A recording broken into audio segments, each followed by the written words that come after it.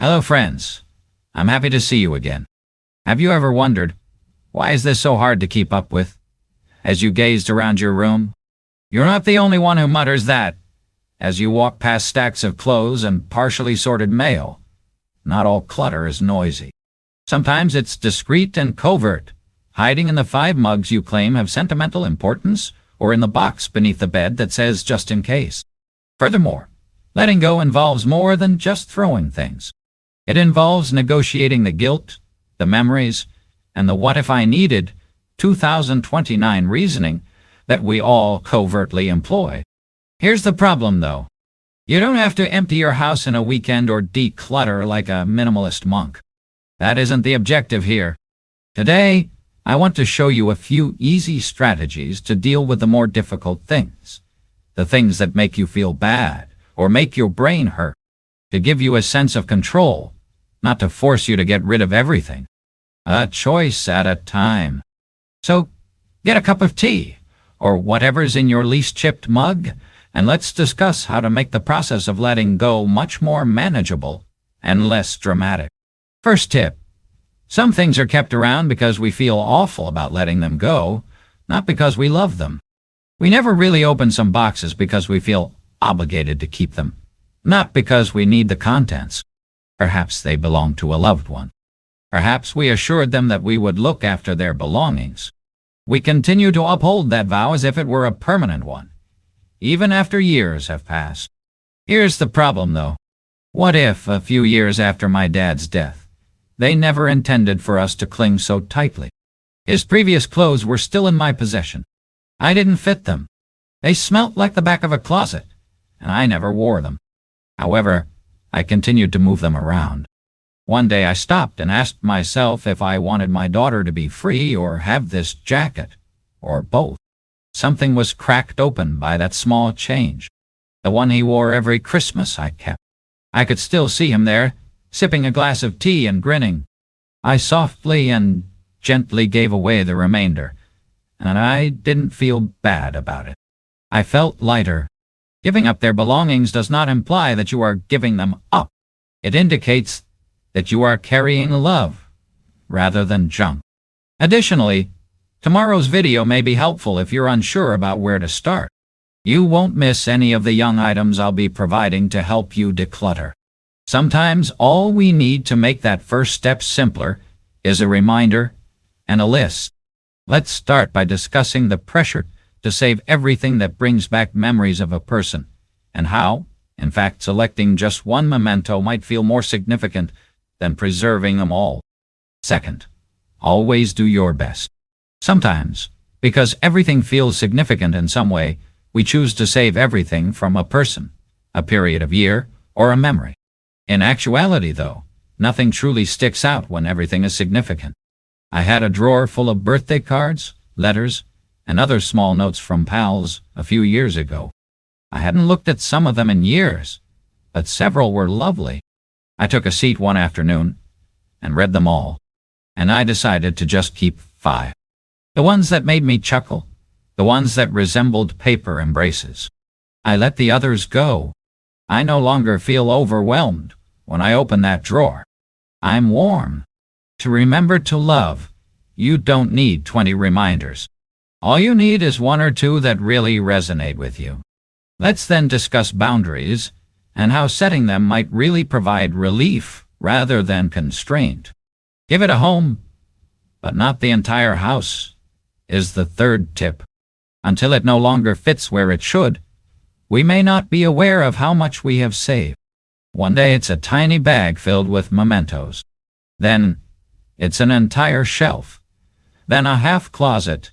And all of a sudden your house begins to feel like a repository for the past. What changed everything for me is this.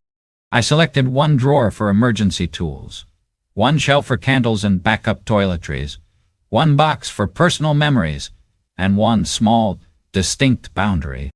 I can still picture myself standing in front of my hallway cupboard with 3 baskets full of dried-up pens and other vacation mementos. Just 1 basket. I reminded myself. This item is given that space. Sorting took a while, but it became simpler after the limit was established.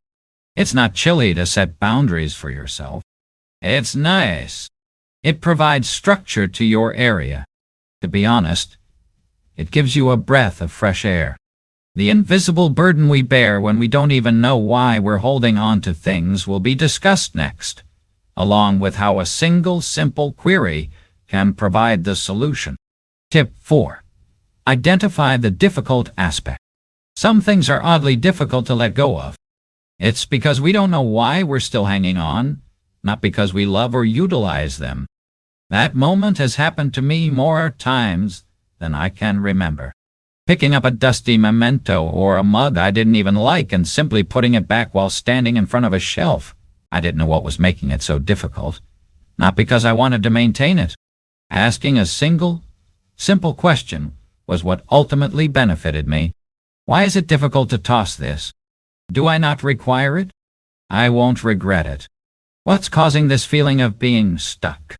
And the topic of the answers was never the actual thing. It was the narrative. This was from a period in time when I believed I would have changed. Or even though I never loved something someone gave me, I feel bad about giving it away. The thing lost its power as soon as I gave it a name. I no longer had to dispute with it. I could give it thanks and move on. Knowing what is holding you back is the first step in letting go. Not the thing itself, but the feeling that surrounded it. We'll then discuss a straightforward approach that I didn't think would work, but that did. Saying farewell using your phone. The 5th tip is to take a picture. Even though you don't use or even look at certain items, you can't seem to let go of them because they bring back memories of a certain moment, emotion, or person you don't want to forget. There's a very real conflict between chaos and memory. This was what I needed. Snap a picture. One nice picture. That's all. I had a sweatshirt from my first real job that was faded. Despite its size and little discoloration, it made me feel 22 every time I touched it. Nervous, hopeful, and proud. Although I didn't want to wear it, I also didn't want the emotion to be gone. I took a clear picture, lay it flat, and then let it go. Now, that memory isn't associated with clutter whenever it appears. It's on my phone, neatly preserved there. You don't need a hanger. To maintain the feeling, you don't have to keep the item. And it becomes simpler to let go of things that are merely taking up space if you have faith in it. We'll then discuss how to stop your fear from controlling your home and what to do when you feel like you need to keep everything on hand, just in case. 6th tip. We all have them for other reasons than just in case. The items we never use but can't seem to part with since we might need them in the future. Before you realize that those emergency supplies have stuffed 3 drawers and 2 garage corners, it seems innocuous. This is what I began to do. Could this be beneficial someday? Instead of asking, I inquired, how simple would it be for me to borrow something or get by without it if I required it tomorrow? Everything changed when that question was asked. It had been 4 years since I used my curling iron. I saved it in case I needed it for a wedding. Actually, I could get my hair done or borrow one if I ever did. It was taking up more room than it was worth for me to keep it, so I gave it away. We don't have to prepare for every scenario that could arise in the future. All we need is room to breathe in the here and now. Let's then discuss what happens when we hang on to things because they seem to be a part of who we are, and how letting go might instead feel like growing rather than losing. The 7th tip is that you have changed. The most difficult things to let go of aren't always from other people. You are no longer living the version of yourself that they are from. You promised to learn how to utilize the paint set, the pile of unfinished books that seem to be about bettering oneself. You keep rolling the yoga mat back into the corner. I recalled clinging to a dress that I hadn't worn in more than 10 years. It was no longer fitted, in lifestyle as well as size. Though I used to feel so secure in this, I kept thinking. Then it dawned on me. It was the emotion, not the fabric, that I was clinging to. It wasn't sad to part with that dress. In fact, it showed respect for both my current self and my past self.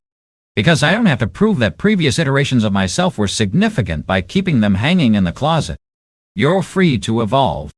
You are free to outgrow items and create room for the lady you are growing into. Let's then discuss how to quit feeling pressured to keep things that never truly belong to you in the first place, and how clutter might enter through gifting. The 8th piece of advice is to not owe anyone a shelf. Some items enter our houses, not because we requested them, but rather because someone gave them to us as a present, under duress, or without any prior notice. We never liked this memento. I thought of you when I saw a piece of decor that was cheerful and went against everything else. A family friend once gave me a huge ceramic vase, which I kept in my foyer for years. I didn't like it. Each time I vacuumed, I relocated it. Well, it's from her, I told myself, however. I can't simply throw it away. I discovered one day that I would not be keeping the vase. I was living up to the expectations of others. I decided to let it go. And what do you know? Nothing negative occurred. Nobody showed up to inquire about it. The only change was that I no longer had that slight annoyance whenever I passed it. You don't have to keep the thing to appreciate the gesture. You can't keep love on a shelf. It manifests itself in the way we treat one another. Let's then discuss how to quit putting off decisions that slowly grind you down and that box of, "I'll decide later." Tip 9. Make a decision without delay. Our area never gets cluttered by large items first. The small, "I'll take care of it later," things accumulate before we even realize it. A jumper you're not sure you like anymore. A box of tangled cords. That candle you had on hand but didn't particularly like. I formerly had what I referred to as the maybe bin. It kept everything I wasn't ready to choose and resided in the closet in the corridor. It began as a single tiny container. Then it was 2. Then I completely stopped opening it. I took everything out one Saturday and resolved to stop putting things off. I had to choose whether to snap a picture or keep the thing released. That's all.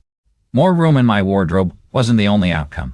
In my mind, it was space, because it felt like regaining control to make the choice.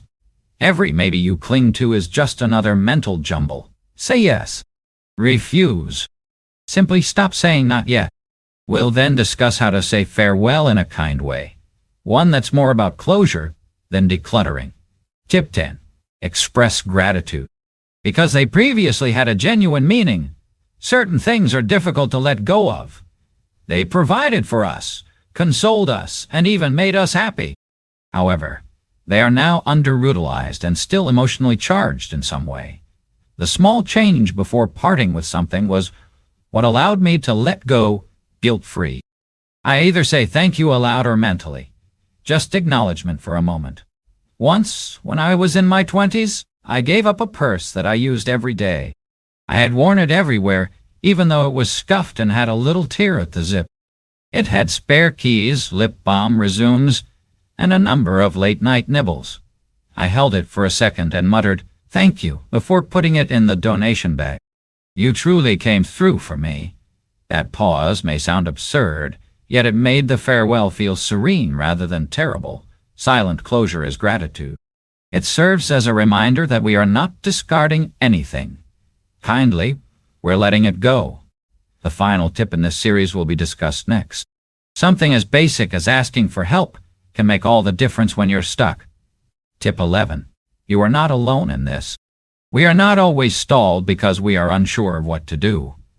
It's too much for us to handle alone, so we're stuck. The feelings, choices, and second-guessing, particularly when it's all taking place in your own mind, it may become loud and draining. What actually changed for me? Extending an invitation. A non-judgmental buddy did not press. She merely sat beside me as I opened one drawer. "Do you still love this? And would you miss this if it was gone?" Were some of the questions she posed. And for some reason, such kind inquiries enable me to see things more clearly than I otherwise could. Seeking assistance does not imply relinquishing authority. It entails being kind to yourself. It's not necessary for you to bear the burden alone. Additionally, You are not required to clear up everything today. Just one category, one corner, and one reliable voice at your side. That's more than sufficient. I'm so happy you're still around. Sticking with this type of work, the private, emotional, and quiet kind, isn't always simple. But what matters is that you did. There are still some unresolved decisions. It's all right. This has nothing to do with finishing something. It's about starting to feel less heavy. One thing at a time, one drawer, one sincere moment. You've already made room for something better. Not flawless, not finished, but better. And that's worth everything if today allowed you to take even one deep breath before it's all over. Together, we'll continue to travel this path gently, empathetically, and with greater space for the life you truly desire. Please leave a remark, even if it's just a few words, if this was useful. Knowing what's landing with you helps me. And you know where the subscribe button is if you want more videos that make you feel less stressed.